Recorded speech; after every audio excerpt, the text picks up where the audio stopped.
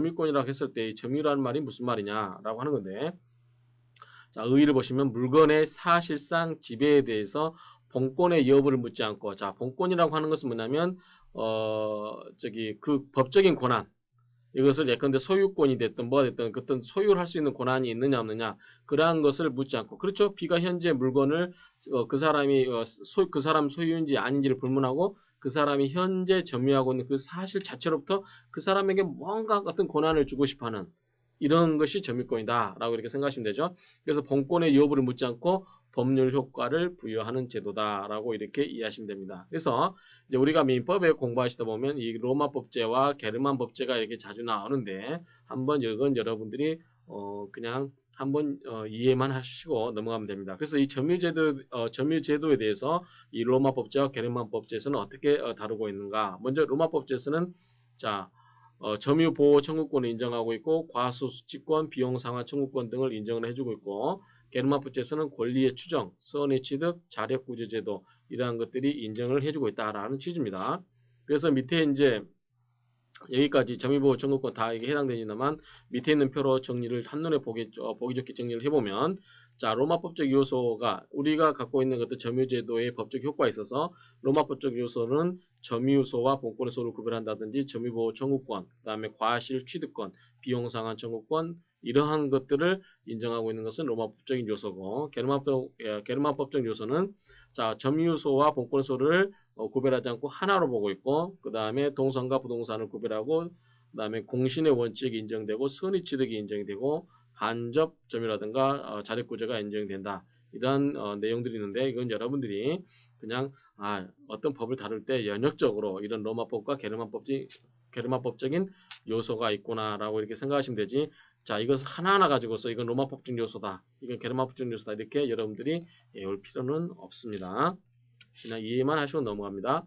자, 그 다음에 이제 점유의 관념하라고 하는데, 자, 아까 우리가 점유는 뭐였었죠? 점유라고 하는 것은 사실상의 지배라고 그랬죠? 사실상의 지배.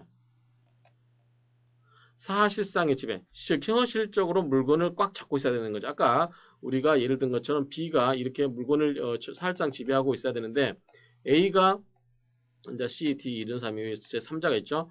자, A가 B한테 물건을 점유하게 하면서 이것을 통제할 수도 있는 거죠. 그렇죠? 이런 것을 이제 B는 사실상이 지배한다고 보면 A는 관념상으로 지배하죠. 즉 현실적으로 사실상으로 지배하지는 않지만 어떤 관념적으로 또는 어떤 잠재적으로 이 물건을 지배하고 있다라고 볼 수 있는 거죠. 그래서 이 물건을 사실상 지배하고 있지는 않지만 점유자로 되지 못하는 자.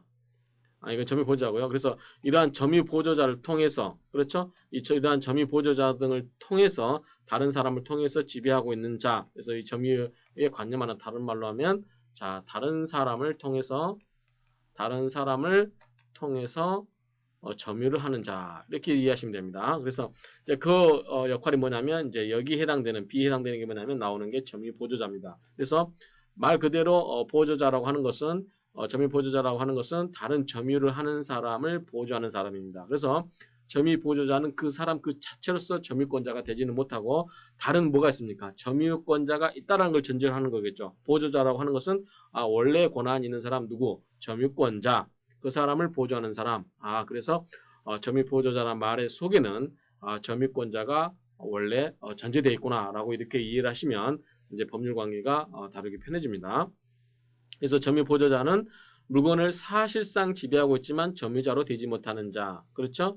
예컨대 뭐가 있냐면 그 가게에 있어서 점원, 그 다음에 사원, 운전기사. 자, 운전기사 같은 거, 여러분들 어떤 사장님이 이렇게 차를 갖고 있는데 운전기사가 이렇게 운전을 합니다. 사장님이 뒤에 이렇게 타지요. 그랬을 때 사장님이 이제 퇴근하시고 이제 이게 운전사가 차를 끌고 가는데, 자, 이 차가 누구 거죠? 이 차에 대한 점유권이, 물론 소유권은 이제 그 사장님 거지만 이 물건에 관한 이 점유권이 이 사람이 있느냐라고 했을 때 이 사람보다 운전기사는 점유 보조자죠. 자, 원래 점유권자는 누구다? 이 사람이죠. 이 사람이 이 물건에 가서 점유를 걸 수 있는 권리가 있는데, 이 사람이 다른 사람을 통해서 간접적으로 지배하고 있는 거죠. 그래서 이 점유보자는 결국 뭐다? 원래 점유권자의 분신이다라고 이렇게 생각하시면 됩니다. 그래서 이러한 사람은 점유권자다 아니다? 점유권자가 아니다. 그러면 점유권자가 아니면 점유권자에게 부여된 뭐가 있다? 점유보호 청구권이 인정이 될까요? 안 될까요? 안 되겠죠? 안 되겠지만 이 사실상 지배하고 있는 자이기 때문에 이러한 사람은 제3자, 이러한 C, D, E 이런 사람들이 침해를 했을 때 자, 뭐는 인정된다? 자력구제권은 인정이 된다. 그래서 자, 점유욕 보조자는 그 말 뉘앙스가 점유권자를 전제로 한다. 따라서 점유권자에게 인정되는 점유보호 청구권은 인정이 되지 않지만 자력구제권은 인정이 된다라고 이렇게 논리적으로 이해하시면 됩니다. 그러면 이러한 점유제도가 존재하는 이유는 뭐냐라고 했을 때 점유자의 개인적인 이익을 보호하는 것고 사회의 평화와 질서 유지, 그쵸? 그 다음에 동산물권의 공시방어라든가 거래 안전을 보호하기 위한 것이다. 예컨대 현재 물건을 이렇게 지배하고 있는 사람이 있을 때 이 사람 자체로서 점유하고 있는 그 사실 자체만으로서 뭔가가 보호되지 않으면 자 이게 이 사람 현재 B라는 사람이 점유하고 물건을 사실상 지배하고 있다 할지라도 이것은 누구 거라고 추정된다? 제3자 거라고 추정될 수 있는 거죠. 그렇죠? 그럼 이 사람은 아무 손도 못 쓰다 그러면 C라든가 D, E 이런 제3자가 와서 이 물건을 자기 거라고 주장하면서 뺏어가도 이 사람은 손만 놓고 있어야 된다. 라고 하면 어떻게 됐습니까? 뭐 아비규환 상태가 되겠죠. 그래서 이 점유제도는 이러한 사람이 비록 이런 사람이 점유권이 없다 할지라도 어떤 본권이 없다 할지라도 이 사실상에 지배하고 있는 상태로서 제3자로부터 침해를 막도록 한다든지 그래서 뒤에 배우는 점유보호 청구권 이 세 가지의 이 종류의 점유보호 청구권이 있는데 그러한 일정한 점유보호 청구권을 인정해 줌으로써 제3자의 침해를 막도록 하고 있죠. 그래서 이건 뭐냐면 결국은 거래 질서를 안정시켜주는 효과가 있고 그 다음에 이 동산의 어떤 물건의 공시방법으로서 점유를 하고 있는 그런 것을 보호하기 위하고 거래 안전을 보호한 것이다 라고 이렇게 이해하시면 됩니다. 자 그러면 서두에 이 본권과 점유권에 대해서 말씀을 드렸는데 자 점유권은 방금 말씀드렸다시피 사실상에 지배하고 있는 그 사실상태 그걸 말하는 거고 본권은 뭐냐면 이거는 다른 말로 이야기하면 법률상의 권한이다 이렇게 이해하시면 편합니다. 그래서 본권은 뭐냐면 점유할 수 있는 권리 즉 내가 그 물건을 점유하고 있지는 않지만 현재 점유하고 있지 않지만 그것을 내가 어떤 법의 권한에 의해서 점유할 수 있는 권리 그다음에 법률상 점유하는 것을 정당하게 하는 권리 점유권 그 자체와는 별개의 권리다. 그렇죠? 아까 자 우리 사장님 가게를 예를 들죠. LG 편의점 24시 편의점에 있을 때 이 여기서 일하는 사원이 있습니다. 아르바이트생 있죠. 이 사람 뭐죠? 점유 보조자라고 할 수 있겠죠. 그럼 이 사람은 이 물건에 관해서 어떤 뭐가 있죠? 점유권에 대한 물권 청구권은 행사할 수 없지만 뭐가 있다? 자력권은 인정이 된다. 그럼 이 원래 가게 주인은 현재 여기 없습니다. 이 가게 편의점의 주인은 뭡니까? 원래 이 가게를 갖고 있는 소유권자이기 때문에 당연히 어떤 이 여러 가지 권한이 있겠죠. 물론 여기서는 이 사환이 점유 보조자면 이 사람은 소유권자이면서도 뭐가 됩니까? 점유권자죠. 따라서 소유권자에 대한 소유권자에 대한 물권적 청구권이라든가 점유권에 대한 물권적 청구권을 다 가질 수가 있겠죠. 그러한 이야기를 이제 이 본권이라 한다. 이렇게 이해하시면 됩니다. 그 다음에 이제 우리 민법 192조 1항에 보면 물건을 사실상 지배하는 자는 점유권이 있다. 그 사람이 본권이 있는지 없는지 따지지 않는다라는 의미가 되죠. 그래서 점유의 성립에 어떤 의사를 별도로 유혹하고 있지는 않지만 통설은 물건을 사실상 지배하고자 하는 점유 설정 의사가 필요하다. 그래서 점유 설정 의사가 있어야 된다라고 보는 거죠. 자, 점유는 물건에 대한 사실상의 지배만으로 성립이 된다. 그래서 점유는 물건에 대한 사실상의 지배고 그 다음에 점유가 있으면 점유를 정당화할 권리가 있는지 여부를 묻지 않고 점유라는 그 사실의 기초에서 점유권을 인정하고 있다. 이거는 계속해서 말씀드리는 겁니다. 그 다음에 점유의사는 불효, 단 사실적 지배 관계를 가지려는 의사. 그래서 내가 반드시 그걸 점유를 하겠다라는 의사는 불필요하지만 사실상 내가 그것을 점유하겠다라는 어떤 점유 설정 의사는 필요하다는 게 통설의 입장이다. 이것도 말씀드렸고 역시 판례도 같은 취지의 판례를 하고 있다. 그래서 일정한 사실상의 효과의 목적으로 점유를 하는 것이다. 그 다음에 점유 설정 의사는 자연적 의사이므로 행위 능력까지 필요한 것은 아니다라고 하는 거지만 이 판례는 이러한 행위 능력도 요구를 한다. 그래서 법정 대리인을 통해서 점유권을 승계받을 수 있는 것이다라고 이렇게 판결은 하고 있습니다. 점유권도 권리지만 객체를 지배할 수 있는 권리는 아니고 그냥 사실상에 지배하는 거죠. 점유제도 예외로서 이 점유 보조자, 상속인의 점유, 이 가려한 간접 점유 이런 거 있는데 뭐냐면 점유는 아까 이게 무슨 뜻이냐면 점유제도라고 하는 것은 뭐 있어? 사실상의 지배라고 그랬습니다. 그러면 이거를 예를 하는 게 관념화라고 그랬죠. 그렇죠? 관념화라고 생각하시면 됩니다. 그래서 점유 보조자는 뭐다? 이 간접 점유권자를 보조하는 자로서 점유 보호 청구권이 없다라고 했습니다. 상속인의 점유라든가 간접 점유 이런 건 뒤에 배웁니다만 이러한 경우는 어떤 점유를 사실상 행사하고 있지 않더라도 어떤 일정하게 점유권에 기한 그러한 권리를 인정해주고 있는 것 이것을 예외라고 이렇게 표현하고 있는데 점유의 어떤 관념하다 이렇게 그러한 맥락에서 이해를 하시면 됩니다. 타인의 지시를 받아서 물건을 사실상 지배하고는 있지만 점유자가 되지 못하는 자. 이게 누구라고 했죠? 점유 보조자다라고 이야기했습니다. 그래서 가정부. 여러분들 집에서 일하시는 가정부가 있을 때 그 가정부가 그 집에 대해서 어떤 뭡니까? 권한이 있습니까? 소유권이 있습니까? 없죠. 없지만 만약에 도둑이 들어와서 그 물건을 훔쳐가려고 했을 때는 뭘 할 수 있다? 도둑님 잠깐만 저한테 내가 점유 보조자니까 점유권에 기한 물권적 청구권을 행사하겠습니다. 물권 반환을 청구하겠습니다. 이렇게 행사할 수 있다 없다? 없다. 점유 보조자는 그런 게 없고 다만 뭐가 있다? 자력구제. 훔쳐가는 것을 잡아가서 목덜미 잡고 물건을 뺏을 수는 있다. 라고 하는 거죠. 근데 훔쳐가고 있는 것을 뺏는 것은 목덜미 잡고 물건을 뺏는 것은 그것은 점유권에 기한 청구권이 아니라 자력구제권입니다. 자력구제에 의한 권리다. 이러한 맥락에서 이해를 하시면 됩니다. 이런 경우는 이 점유주만이 점유권을 가진다. 따라서 점유보조자는 갖지는 못한다. 같은 뜻입니다. 그럼 이런 점유보조자가 되기 위해서는 어떤 요건이 있어야 되냐면, 자, 점유보조 관계는 반드시 유효해야 하는 것은 아니고, 또 계속될 필요도 없습니다. 아까 얘기한 것처럼 물건을 잠시 맡아달라고 했을 경우, 그쵸? 그 다음에 자기의 물건에 대한 점유보조자도 가능합니다. 이건 뭐냐면, 이거 이해가 적당할지 모르겠지만, 제가 이 어떤 자전거를 제 겁니다. A 것인데, 이거를 B한테 한 달간 사용할 수 있는 권한을 줬습니다. 10만원을 받고 한 달간 사용할 수 있는 권한을 줬는데, 이제 잠시 B가 급해서 다시 A한테 이 물건 좀 잠시 맡아줘. 보관하고 잠깐만 봐줘. 내가 어디 화장실 갔다 올게. 라고 했을 때, 누군가 C가 와서 이 물건을 훔쳐가려고 했을 때, A는 뭐다? 이거 원래 따지면 자기 거잖아요. 자기 물건이니까 소유권이잖아요. 소유권에 기한 물권적 청구권을 행사할 수도 있겠지만 그것보다는 이 B의 점유 보조자로서 자력구제를 행사할 수 있는 거죠. 그렇죠? 이건 뭐냐면 자기 물건이지만 점유 보조자가 될 수도 있다라고 하는 것을 예를 들어드는 겁니다. 근데 이제 천은 부의 점유 보조자냐? 이거는 뭡니까? 굉장히 여성을 무능력하거나 능력이 없는 사람을 보는 거죠. 예컨대 우리 옛날에 우스갯소리 나폴레옹 민법전에 보면 그런 이야기가 있었답니다. 천은 법률행위를 할 수 없습니다. 뭐든지 남편이 다 해줘야 됩니다. 그러면 자 우리 집안일 할 때도 집에 있는 모든 재산이라든가 이런 것에 대해서 남편 것이 전부고 천은 이런 것을 권리가 없다고 본다면 천은 이 점유 보조자나 요즘 세상 같아서는 이거는 말이 안 되겠죠. 그래서 아니고 법인의 점유 같은 경우도 자 회사가 살아 있습니까? 죽어 있죠. 그러면 회사 누가 있습니까? 대표자가 있겠죠.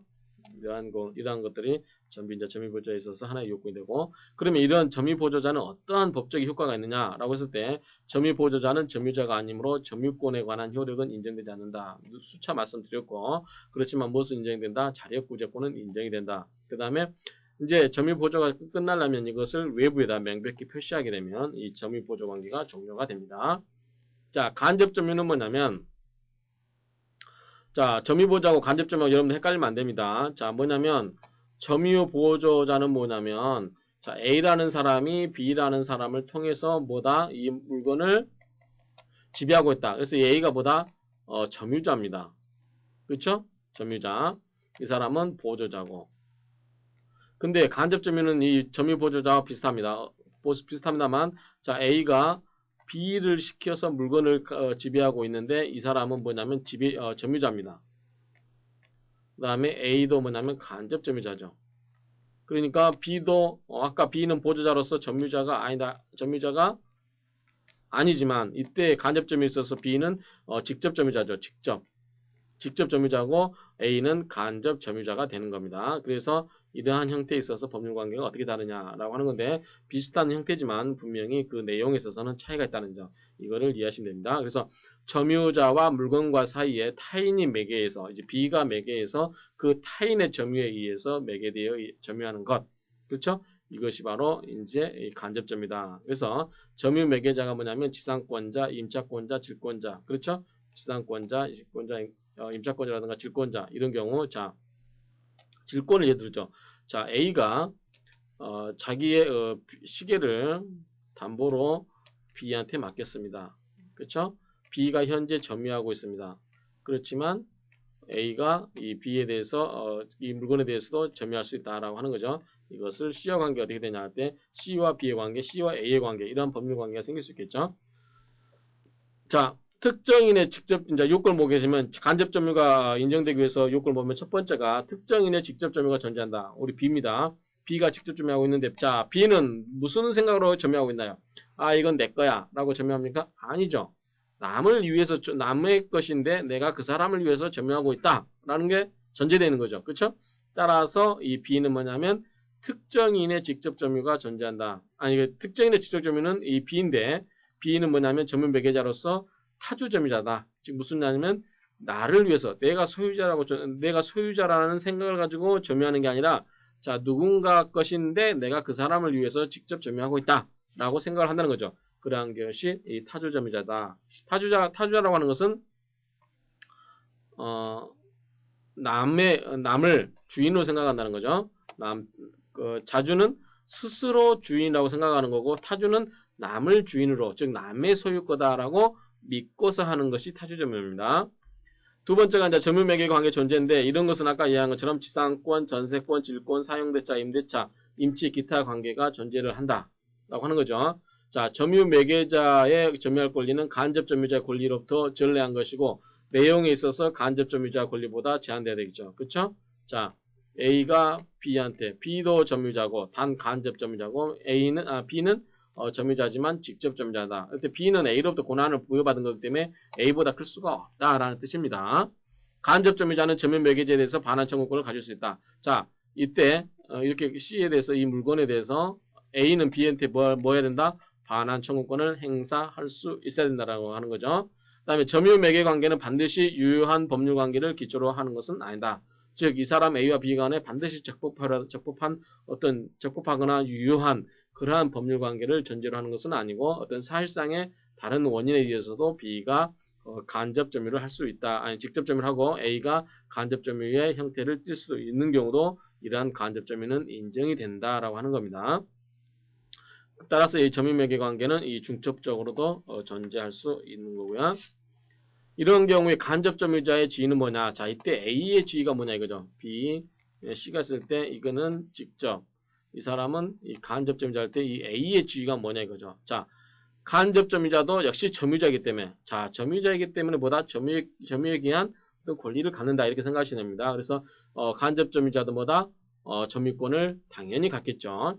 간접 점유자는 점유보호 청구권 당연히 인정되죠. 점유권이 있기 때문에 점유보호 청구권이 인정이 됩니다. 다만 아까 우리가 점유보조자에 있어서 점유보조자는 점유보호 청구권 인정이 안 되고 자력구제권은 인정이 된다고 그랬죠. 근데 현재 간접 점유자는 점유자이기는 하지만 뭐다? 이 물건을 직접 지배하고 있는 사람이다 아니다? 아니다. 간접적으로 지배하고 있다. 따라서 뭐는 없다? 자력구제권은 없다. 자력구제는 누가 행사할까요? 현실적으로 자력구제라는 건 뭐냐면 즉시잖아요. 그 현장감이 있어야 되는 거죠. 그래서 어떤 사람이 그 물건을 빼앗아간다든지 그럴 때 바로 그 사람에 대해서 쫓아가가지고 해야 되는 거죠. 그래서 그 물건과 긴밀하게 밀접한 관계가 있는 사람만이 자력구제를 행사하는 거지. 그 물건하고 한참 떨어져 있는 어떤 다른 간접 점유자는 자력구제권이 당연히 인정되지 않겠죠. 그렇게 이해를 하시면 됩니다. 자, 반환 청구권은 직접 점유자에게 반환할 것을 청구했다. 따라서 이 사람 C가 훔쳐갔어요. 그랬을 때 어떻게 하냐면 B는 뒤쫓아가서 C의 목덜미를 잡고 뺏을 수 있다. 이게 뭐다? 자력구제. 자력구제 인정이 되고 여기는 인정이 안 된다고 그랬습니다. 그렇지만 A는 뭐냐면 C한테 물건을 달라고 해서 이제 A는 자력구제 인정이 되고 B는 자력구제도 인정이 되고 뭐다 점유에 기한 소권도 인정이 되겠죠. 점유에 기한 반환 청구도 인정이 되겠죠. A는 뭐냐면 점유에 기한 반환 청구권만 인정이 되고 자력구제는 인정이 안 된다라고 했습니다. 그럴 경우에 자 B가 A가 이 사람한테 C한테서 그 물건을 반환해 다오라고 했을 때 자 나한테 갖고 와 이렇게 할 수 있냐 이거죠. 원칙적으로는 이게 안 된다 이거죠. 나한테 갖고 와 이렇게 바로 이야기할 수는 없고 자 원래 이것을 지배할 수 있는 B한테 갖다 줘라 라고 이렇게 이야기를 할 수만 있는데 만약에 B가 이거를 원하지 않아요. 그러면 어떻게 되겠습니까? 자기 물건인데 이거 B한테 갖다 줘야 되는데 B가 이걸 받기 원하지 않으면 A는 자기 물건을 그대로 고스란히 C한테 뺏기고 다시 반환받을 수 없는 결과가 돼버리잖아요. 그럼 말이 안 되는 거죠. 그런 경우는 B가 받지를 원하지 않은 경우는 직접 자기한테 달라 이렇게 할 수 있다는 취지가 여기에 있는 내용입니다. 자, 간접 점유자는 직접 점유자에게 점유 보호 청구권이나 자력구제를 행사할 수 없다. 그렇죠? 이건 무슨 소리냐면, 자, A가 B한테 어떤 자력구제, 점유를 할 수 있는 권한을 줬을 때는 B가 정당하게 그 권한을 갖고 있는 거죠. 그렇죠? 따라서 이런 경우는 이 간접 점유자가 직접 점유자에 대해서 점유보호 청구권을 행사한다든지, 그 다음에 자력구제권을 행사할 수도 없다. 이거는 뺏어올 수도 없다라고 하는 거죠. 이 A와 B 간의 다른 어떤 법률적인 원인, 아까 지상권이라든가 그 여러 가지 법률적인 원인에 의해서 그것이 발생한 경우는 그 사람이 그 권한을 갖고 있는 동안은 그 사람에게 대해서 내가 그 물건을 너를 통해서 점유하도록 했으니까 그 물건을 나한테 다시 돌려다오 라고 이렇게 할 수가 없다라고 하는 거죠. 그 점유권에 대해서는 그렇다라고 하는 거고 이제 점유 태양의 표준은 뭐냐면 자 점유 태양이라고 하는 것은 우리가 하늘에 뜨는 태양이 아니고 모습이다라고 이렇게 생각하시면 모습대자 모습대자입니다. 그래서 모습인데 자 점유의 태양의 표준은 뭐냐면 이제 여러 가지가 있는데 누구를 기준으로 할 것이냐는 거죠.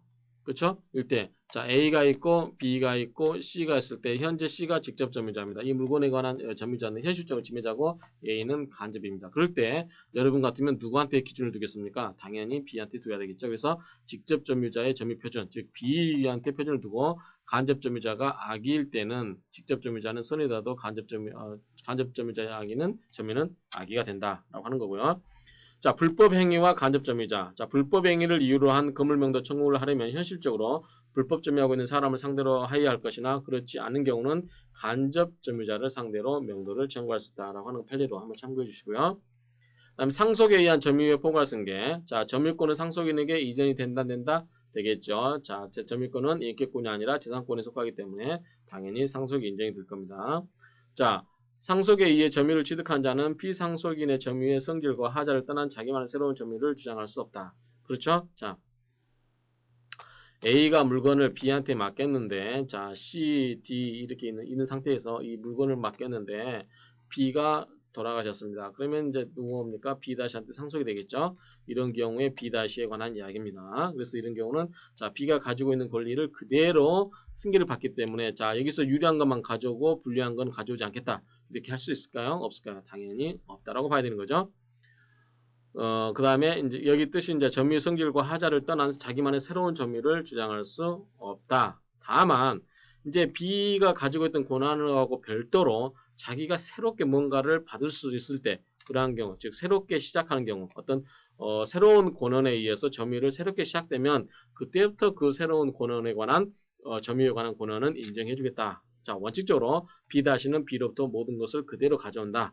하자라든가 모든 걸 가져오지만 B-또 새롭게 시작되는 뭔가가 있으면 B-또 새롭게 그것은 새롭게 시작한다 라고 이해하시면 됩니다. 그다지 어려운 내용은 아닙니다.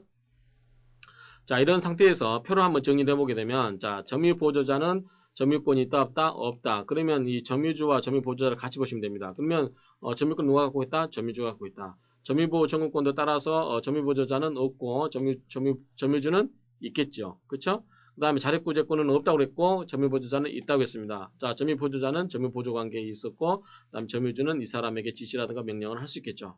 그 다음에 직접 점유자와 간접 점유자는 A, B, C인데 C가 이 사람한테 고용당한 사람이 아니고 이제 직접 점유하는 사람입니다. 이건 간접 점유자. 그래서 둘 다 점유자이기 때문에 다 인정이 되는 거죠. 점유권에 관한 점유권이라든가 점유보호 청구권 다 인정이 됩니다. 다만 자력구제는 이 사람만 인정이 된다고 그랬죠. 그렇죠? 이 사람만 현재 물건에 직접적인 관련이 있는 사람만 인정이 된다. 따라서 이때 점유보조라든가 간접 점유자만 인정이 되고 직접 점유자만 인정이 되고 인정이 되고 간접 점유자 이 사람은 물건을 현재 직접 지배하고 있는 게 아니기 때문에 자력구제는 인정이 안 된다라고 해서 이 그림만 잘 이해하시면 됩니다. 그래서 지금까지 설명드렸던 내용을 한번 종합적으로 이렇게 정리를 해봤는데 여러분들이 충분히 이해하실 거라 생각이 됩니다. 자, 간접 점유의 소멸. 간접 점유의 소멸은 자, 직접 점유자가 점유를 상실하거나 그쵸? 자, B가 물건에 대해서 물건을 상실해 버렸어요. 그러면 이 사람도 점유권을 상실하고 이 사람도 당연히 점유권을 상실한다 그런 뜻입니다. 직접 점유자가 직접 점유 매개자 역할을 그만두는 경우 이 사람이 나 이제 그만하겠어 라고 해서 그만두는 경우 이런 경우는 역시 A의 간접 점유자인 A의 이 점유권이 소멸하게 된다라고 하는 겁니다. 자, 점유의 태양인데 이제 자주점유와 타주점유는 조금 전에 설명드린 것처럼 자주점유는 자기가 소유의 의사를 느끼고 소유의 의사를 가지고 점유하는 거고 타주점유는 남의 것이라고 인식하면서 믿고서 점유하는 거 이렇게 이해하시면 됩니다. 그래서 자주점유는 소유권을 가지고 있거나 또는 소유권이 있다고서 믿고서 하는 점유를 의미하는 것은 아니고 다만 이 소유의 의사를 가지고 하는 것이다. 따라서 소유의 의사를 가지고 있다는 것은 내가 그것을 소유하겠다라고 하는 거지 내가 이것이 원래 내 거였으니까 내가 소유권을 가지고 권한이 소유권이라는 본래의 본권이 있으니까 라고 이렇게까지는 필요가 없다라고 하는 취지입니다. 그래서 점유할 때 이것을 내가 소유하겠다라는 의사를 가지면 그것은 자주점유가 되고 그렇지 않고 이거는 남의 거니까 내가 그냥 그 사람을 위해서 점유를 해주겠다라고 하는 것은 타주점이다. 그렇죠? 그래서 이제 그런 맥락에서 이러한 자주점에 관한 걸 보고 있는데 자주점에 관한 판례를 보시면 자 어떤 법률상의 원인으로 인하여 무효라 하더라도 실제 매매 계약이 있었던 경우 그렇죠? 자 근데 자 A가 B한테 물건을 계약에 의해서 넘겼습니다. 계약에 의해서 물건을 이렇게 넘겼습니다. 그럼 B는 뭡니까? 나중에 이제 그 계약이 나중에 보니까 무효가 됐어요. 그러면 이게 물건이 다시 이렇게 돌아가야 되겠죠. 그렇지만 이 당시에는 뭡니까? B는 계약이 있었기 때문에 나는 정당한 권한이 있을 거라고 생각했고 그것이 내 거가 될 거라고 믿었고 그렇기 때문에 나는 내가 소유의 의사, 내가 내 거라는 생각을 가지고 점유를 한 거기 때문에 뭐다 그거는 자주점유가 되는 것이다 라고 하는 겁니다. 타인 소유의 물건 매매에서 매수인이 소유권 취득할 수 없는 경우 그렇죠? 그 다음에 농지 분배를 받아서 소유이전 등기하고 상환을 완료하는 경우 이런 거 다 마찬가지입니다. 그래서 이런 건데 자 자주점유 위협의 판단 기준은 자 소유의 의사 유무는 점유 취득 원인이 된 사실 즉 권한에 의해서 객관적으로 정해지나 그것이 분명하지 아니한 때는 자주점유로 추정이 된다라는 겁니다.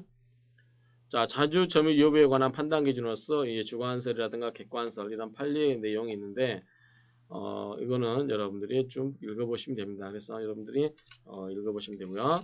자, 타주점유입니다. 이번에는 자, 타주점유라는 것은 남타자잖아요. 남타자. 남을 주인으로 생각하면서 점유하는 것. 즉, 내가 내 거라고 내가 소유의 의사로서 가지고 있는 것이 아니고 남을 소유자로서 생각하면서 가지고 있는 경우. 즉, 자주점유 이외의 점유를 말하며 타인이 소유권을 가지고 있다는 것을 전제로 하여 하는 점유다. 그래서 타인 점유로 인정된 판례를 하나 보십시다. 매매 계약의 무효 원인을 안 매수인. 자, 아까 우리가 앞에서 A와 B가 뭐 했다? 계약을 체결했다. 근데 B는 A와의 계약이 정당하다.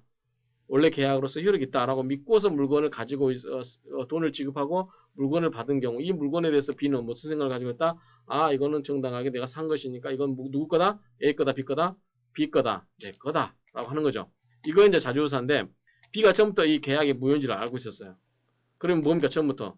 아 이건 내 거로 돌아온 내 거가 될 수 없구나. 원초적으로 나한테 올 수가 없는 물건이구나 라고 생각을 하는 거죠. 그럼 그 자체가 뭐다? 바로 그것이 바로 타주점유다 라고 하는 겁니다. 알겠죠?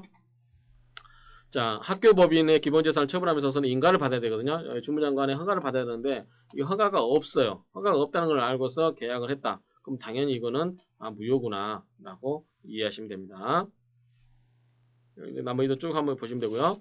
자, 그럼 이러한 자주점유와 타주점유의 구별을 실은 게 뭐냐? 자, 처음부터 자기 거라고 믿고서 점유를 한 사람을 더 보호할까요? 아니면 처음부터 이건 남의 것이니까 남의 물건이니까 나하고 내가 직접 소유자가 될 수 없다라고 믿는 사람을 더 보호해야 될까요? 당연히 이 사람을 더 보호해야 되고 의무는 누구한테 강조할까요? 이 사람한테 강조하겠죠. 남의 물건을 보관하는 자와 자기의 물건을 보관하는 자는 어떻습니까? 주의의 의무가 다르겠죠. 자기 물건을 자기 마음대로 관리할 수 있다라고 보지만 남의 물건은 더 신경 써서 관리를 해줘야 되겠죠. 그러한 내용을 가지고 보시면 됩니다. 자, 취득시효. 자, 그것을 취득하는 시효가 다르죠. 우리 부동산 취득에서 배웠습니다. 취득시효. 그다음 무주물 선점, 남의 주인이 없는 물건을 선점하는 거, 그다음에 점유자의 책임. 이거는 이제 아까 좀 전에 말씀드린 건데 이러한 점이 이제 구별할 시력이 있는데 하나씩 내용을 보시면 자, 그 처음에 그러면 이 자주점유와 타주점유를 어떻게 판단할 거냐 이거죠. 그렇죠? 그래서 나눌 수 있는데 자주점유는 소유의 의사라는 주관적인 요소와 점유라는 객관적인 요소로 나눌 수가 있다. 그래서 주관적 요소인 소유의 의사의 전부 판정은 점유 취득의 원인이 된 사실, 즉 권한의 성질에 의해서 객관적으로 정해진다는 객관설에 의한다. 그래서 이 주관적 요소는 그 사람이 소유의 의사를 가지고 판단할 때 그 판단은 이 객관설에 의해서 판단을 한다. 그 다음에 점유라고 하는 것은 객관적 요소. 여러분 이게 헷갈릴 수가 있는데 그게 아니고 자, 점유라는 의사, 자주점유의 의사는 이 소유의 의사와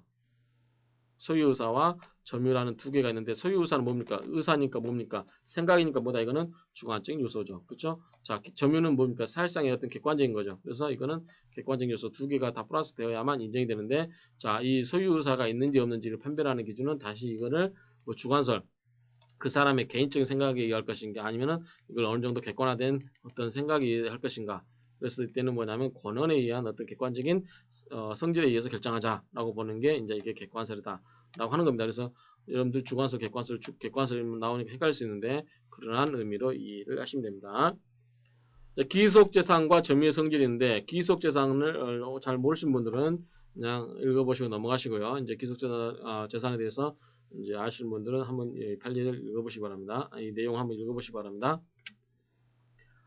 그 다음에 이제 타주점유에서 자주점유는 뭐냐면, 자, 처음에는 이게 남의 것이다. 남의 물건을 내가 점유하고 있다라고 시작을 했지만, 그걸 뭘로 바꾼다? 내 거다라고 믿고 바꾸는 거. 이것이 타주점유에서 자주점유로의 전환이 되는 거죠. 자, 타인 점유자가 새로운 권한에 의해서 어떤 새로운 권한이 있어가지고, 아, 이게 이제 진짜 내 것이 됐어. 라고 자기 걸로 믿고, 새롭게 이제 점유를 시작하면 뭐다? 이거는 타주점유에서 자주점유로 가는 거죠. 타주점유자가 그로 하여금 타주점유를 하게 한 자에 대해서 소유의 의사를 표시를 해야 된다라고 통설과 판례 입장이고요. 자주점유에서 타주점유로 전환해서 판례를 한번 보시면 자 부동산을 타인에게 매도하여 그 인도 의무를 지고 있는 매도인의 점유는 특별한 사정이 없는 한 타주점유로 변경된다. 무슨 말입니까 이게? 자 여러분들이 집을 하나 가지고 있습니다. 자 A가 이 집을 하나 가지고 있어요. 그러면 이 집을 가지고 있을 때 A는 뭡니까? B에 대해서 내가 소유자야 라고 믿고 있죠. 그럼 이건 뭡니까? 자주점이죠. 그렇죠? 자, A가 B한테 이 부동산을 팔았습니다. 이렇게 A가 이 부동산을 믿고 있다가 B한테 팔았는데 이제 뭐냐면 계약금도 받고 잔금도 받았습니다. 중도금까지 가면 보통은 통상적으로 B한테 소유권이 넘어가는 일만 남았죠. 그럴 경우에 자 등기명의 해줄 때까지 A가 이사를 가기 전까지 여전히 이 집에 대해서 살고 있습니다. 그럴 때의 A의 심정은 뭐냐 이거죠. 자 이때 A 심정은 뭐다? 이것은 뭐냐면 특별한 사정이 없는 한 이것은 뭐다? B한테 넘어갈 것이다. 즉 B한테 넘어갈 것이다 하는 것은 주인은 누구다? B다. 그러면 나는 누구다? B를 위해서 점유하고 있는 자. 즉 무슨 점이다? 아, 나는 타주 점유자구나 라고 이렇게 인식을 한다는 거죠. 통상적으로 이렇게 이해하시면 됩니다. 자주점유의 추정과 번복. 점유자가 주장하는 권한이 불분명한 경우는 점유자는 소유의사로서 자 특별한 사정이 없으면 보통 우리가 그 물건을 각 점유하고 있는 자에 대해서 그 사람이 소유자라고 이제 생각을 한다는 이야기죠. 그래서 그런 경우는 자주점유로서 추정을 한다. 추정이 이제 번복될 경우는 어떻게 하냐면 점유자가 성실상 소유의 의사가 없는 것으로 보이는 권한에 의해 점유를 취득한 사실이 입증된 경우 또는 외형적 객관적으로 보아 타인의 소유권을 배척하고 점유할 의사를 갖고 있지 아냐 했던 것이라고 볼 만한 사정이 증명된 거 이런 경우는 이 자주점유의 추정이 깨진다라고 하는 거죠. 자, 두 번째로서 이제 점유의 모습 중에 점유의 태양 중에 선의 점유와 악의 점유가 있는데 선의는 말 그대로 착하다 뜻이 아니죠. 그렇죠? 자, 이거는 뭐냐면 알지 못하고서 그 말이죠. 그 다음에 악의는 알고서 그 말이죠. 그래서 선의 점유는 점유할 수 있는 권리, 즉 본권이 없음에도 불구하고 본권이 있다고 믿는 경우 믿어서 하는 경우. 악의 점유는 자기에게 본권이 없음을 알면서 또는 본권이 유명하고 나서 이상하다. 이건 내가 이게 점유를 할 수 있는 물건이 아닌데 라고 생각을 하면서 점유를 했다. 의심을 품으면서 점유를 했다. 이것은 뭐냐면 악이고 선의는 그 사람이 선이라고 믿고 하는 거죠. 점유자가 선인지 악인지 불분명할 때는 뭘 한다고 했잖아? 선의로 점유한 것을 추정한다. 그 다음에 자주인지 타주인지 분명하지 않을 때 뭘 주장한다? 자주로 점유한다고 했습니다. 자, 자주라는 것은 소유의 의사라고 했죠. 소유. 자, 자주의 의사로 추정한다. 자주의 점유 의사로 추정한다. 그 다음에 선의로 추정한다. 라고 하는 게 우리 민법에서는 그렇게 추정을 해주고 있다. 왜냐하면 그 점유하고 있는 자를 보호하기 위해서 그런 거죠. 자, 점유는 선의의 점유에서 선의 점유고 악의 점유인데, 선의 점유자의 경우에도 이 무과실 점유와 과실 점유가 있는데, 이 무과실 점유는 추정되지 않는다. 이게 무슨 말이냐면, 전제 점유를 하고 있는 사람이 선의 점유를 할지라도 그 선의가 뭐냐면, 한치의 이 과실도 없이 그 사람이 완벽하게 점유하고 있을 것이다라고 추정을 해준다, 안 해준다? 안 해준다라고 하는 거죠. 그쵸? 그런 뜻으로 이해하시면 됩니다. 과실 있는 점유와 과실 없는 점유, 즉 점유하는 과정에 있어서 과실이 있냐 없냐에 따른 구별이 되겠죠. 그다음에 하자 있는 점유와 하자 없는 점유는 자 완전한 이 점유로서 효력을 발생하는 방해하는 하자가 있는 점유를 하자 있는 점유, 그다음에 하자 없는 점유를 하자 없는 점유라고 하는데 자 효력 발생을 방해하는 하자가 있느냐 없느냐에 구별하고 하는 거고 자 점유는 평온 공연은 추정이 되고 점유의 계속도 추정이 된다라고 했습니다. 그렇지만 아까 보다 무과실 그것은 추정이 안 된다고 했습니다. 하자 있는 점유는 악의, 과실, 폭력, 은비, 불계속 이런 것들이 이제 인정이 되는 거고 하자가 없는 점유는 선의, 무과실, 평온, 공연, 계속 이런 것들이 있는데 자 소유의 의사, 평온, 공연 및 선의, 무과실은 점유의 개시 시점을 기준으로 그 유무를 판단을 한다라고 하는 겁니다. 그래서 우리가 섬유를 할 때 선의의 점유했을 때는 이 무과실 점유는 추정이 되지 않는다라고 하는 점이 이제 하자 있는 점유와 하자 없는 점유에 있어서 이 무과실은 하고는 별개 다른 거죠. 그래서 하자가 있는 것과 그 다음에 선이냐 아니냐는 별개의 문제로 이해하시면 됩니다. 그래서 이 카테고리가 다르기 때문에 그 각각의 범주에 있어서 선의 점유, 악의 점유에 있어서는 무과실은 점유는 추정이 되지 않는다라고 하는 점이 우리가 하자가 없는 점에 있어서 무과실 경우도 있다. 무과실 경우도 인정되는 것과는 약간 구별이 될 수 있다라는 점을 이해하시기 바랍니다. 그래서 이번 시간에는 점유가 뭐고, 그 다음에 점유의 어떤 그 유형들이라고 할까요? 그래서 점유 보조라든가 간접 점유. 그래서 점유라는 게 뭔가. 그래서 점유라는 것은 사실상의 지배를 목적으로 하는 거지만 사실상의 지배하지 않고 간접적으로 이것을 행사하는 것. 그것을 점유의 관념화. 그래서 점유 보조자라든가 간접 점유에 대해서 공부를 하셨고, 그 다음에 이제 점유의 모습들이 어떤 모습이 있는가에 대해서 자주냐 타주냐, 선이냐 뭐 악이냐. 하자냐, 하자 있는 거냐, 하자 없는 거냐 이런 식으로 나누어서 또 과실 있느냐 없느냐 이런 식으로 나누어서 점유를 나눌 수 있다라는 것에 대해서 공부를 하셨습니다. 수고하셨습니다.